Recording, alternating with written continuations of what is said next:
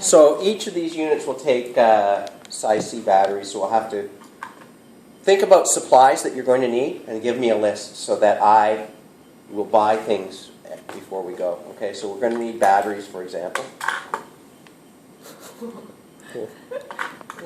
That's not even my catching.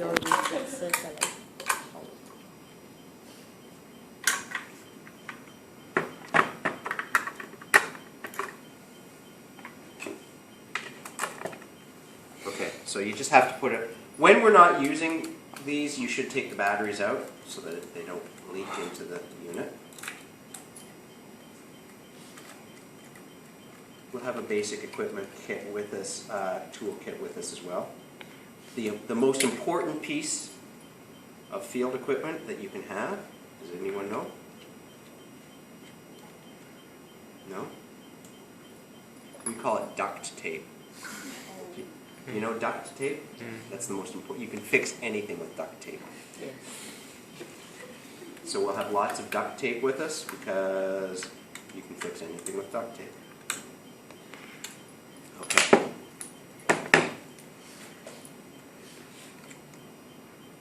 Now, when you're putting the cables in, there are little slots with different sizes. They just have to line up.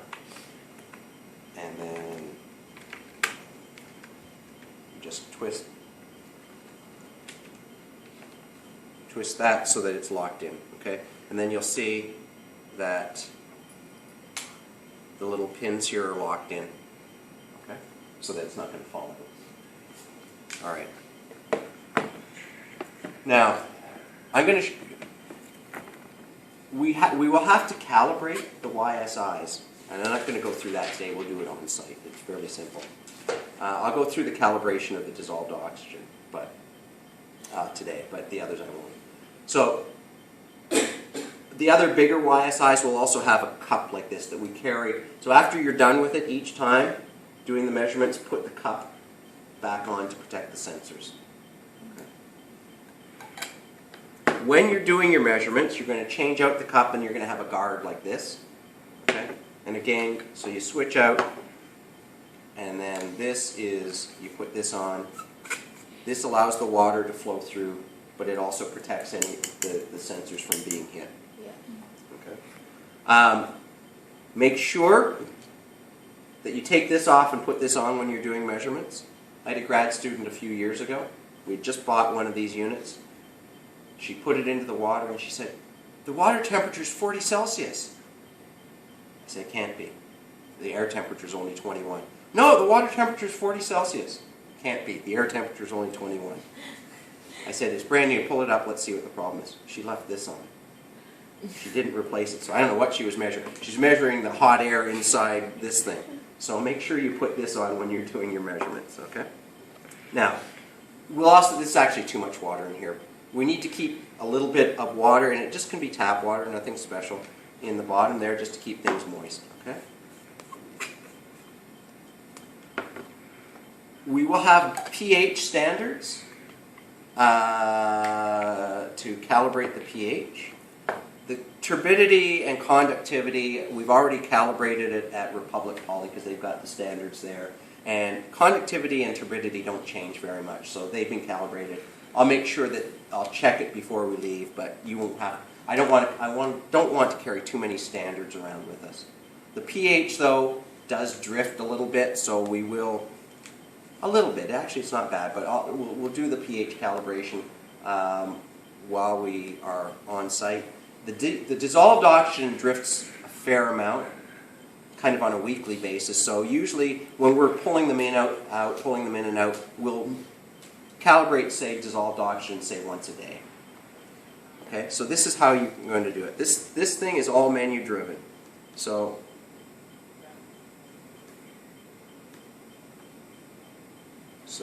we turn it on, and it doesn't turn on. So now you can stop. And positive here. So that's all sketched out here.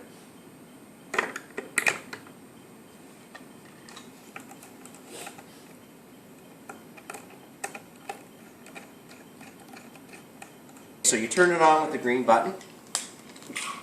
Comes up with the original menu, the initial menu, And actually, it goes straight to recording stuff. So this one is not recording everything that you're going to be recording. This one only has temperature, conductivity, and dissolved oxygen. But it's the same basic idea as the ones that you're going to be using. You're just doing a couple of extra parameters, that's all. Okay?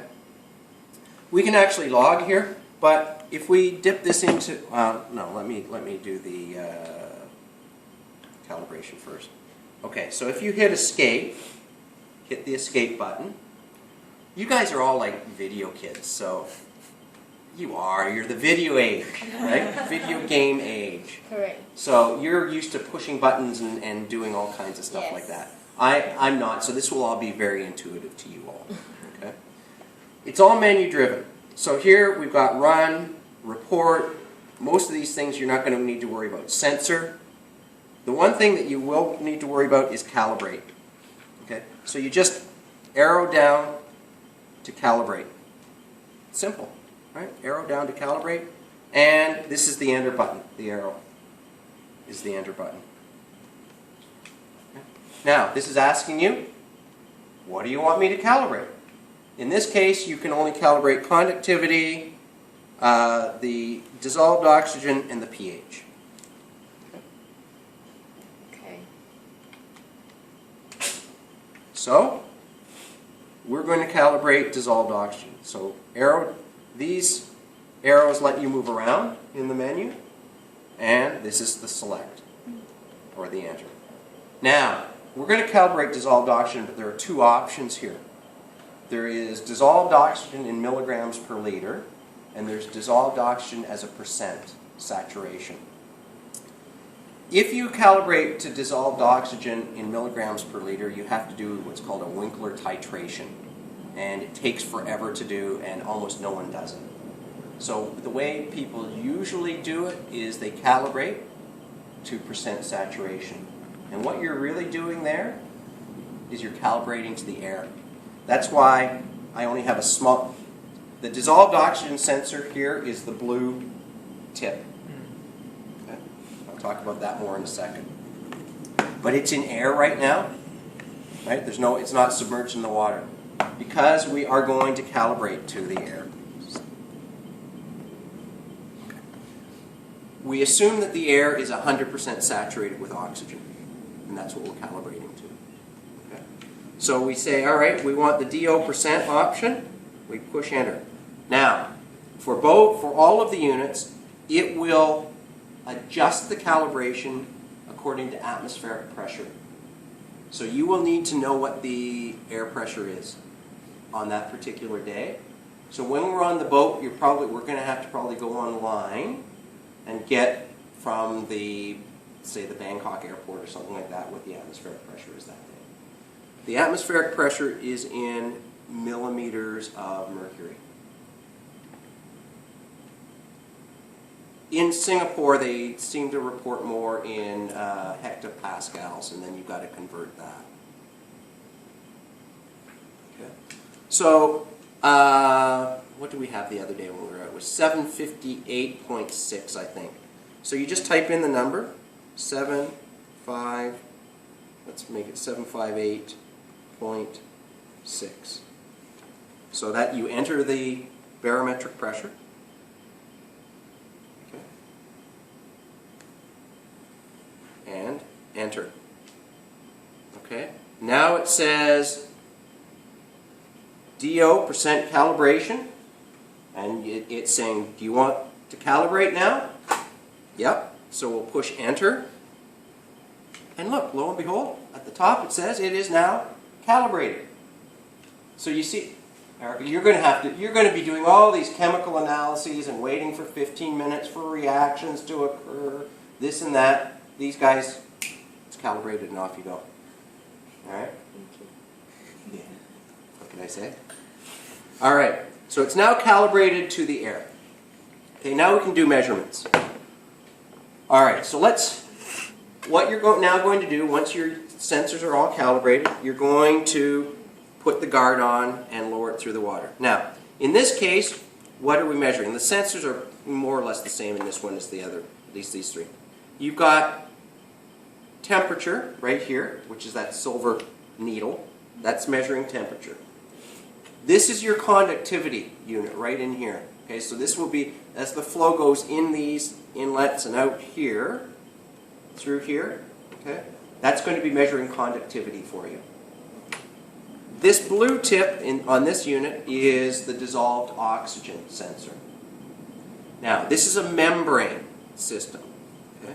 What that means is this tip has a membrane over top, and there's an electrolyte underneath it, and the water passes through, and that's what's measuring the difference, is measuring the oxygen. Okay, the difference in oxygen concentrations, essentially. All right. It takes a while to stabilize. Temperature and conductivity will stabilize very quickly. The dissolved oxygen, because the water has to pass through the membrane and so on, the oxygen has to pass through the membrane. It takes a while to stabilize. So as you're lowering it through the water column, or as you're doing the surface measurement, you're going to need to wait for it to stabilize for the number. So right now, this reading, because it's measuring even in the air, it's reading 10.7 milligrams per liter. Okay. The temperature, it will also measure temperature, although this is probably not accurate because it's a little bit wet. It says 18. No conductivity because there's no water. Okay, so now we're going to put the guard on. And we're going to put the unit into the Chauprea or wherever we happen to be. And now you can start seeing it's reacting already. Right? So now you're getting your readings already. So you can see already the dissolved oxygen is dropping. It went from 10, it's going down to 8. The conductivity pretty well is stabilized. It's sitting at about 0.195, 194, something like that. So it stabilizes fairly fast. Temperature sitting around 22.2, it's going up a little bit. So you need to let it stabilize. You can see the dissolved oxygen has changed, and it will take, especially if you start off in the air, and if the dissolved oxygen is low, it will take a while to get down. It doesn't just go from 10 straight down to 4. Okay, it gradually starts to drop.